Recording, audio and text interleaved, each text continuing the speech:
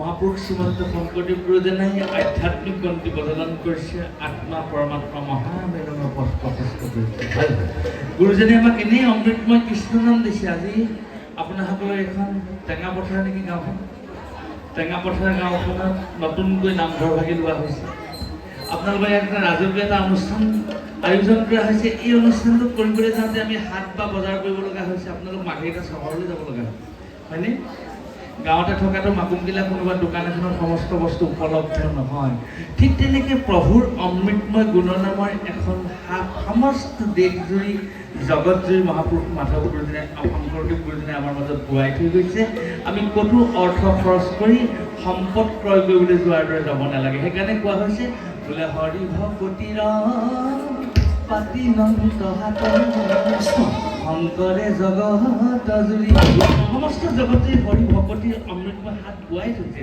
তুমি মনটো শুদ্ধ কৰা কৃষ্ণ বুলি কোৱা ৰাম বুলি কোৱা শুদ্ধ চিতে তোমাৰ হৃদয়তে কৰি পাবা বোলে ৰাম নাম ৰত্ন বেহায়া জগতে চলয় বৈকুণ্ঠ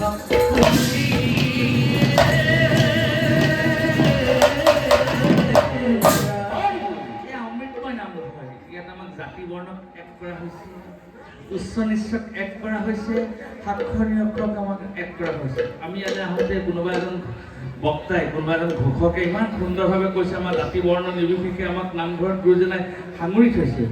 আমাৰ দেউতাসকল বহি আছে, ইয়াত গগৈ আহিব 4জন, গোস্বামী আহিব 6জন, বৰা আহিব 2জন, কেওঁট আহিব 3জন। এনেধৰণে আসন সংৰক্ষণ কৰি থোৱা নাই গুৰুজনে।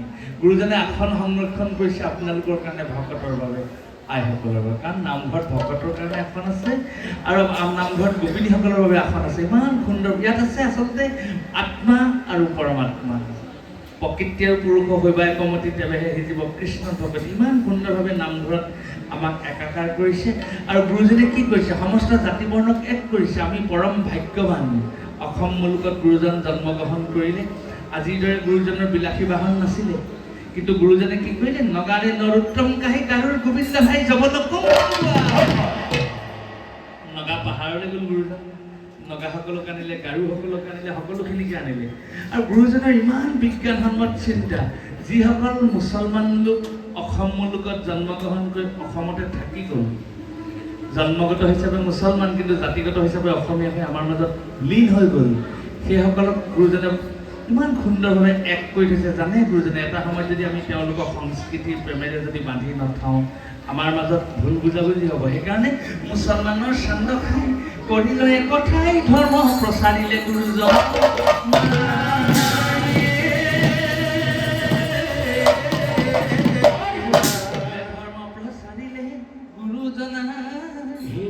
ও মাধৱক লগত লৈ অনাই বনাই, গাৰু মিচিং কছাৰী আহোম চুতীয়া ভাই, হৰি নাম ল'বলৈ জাতি ভেদ নাই, হৰি নাম ল'বলৈ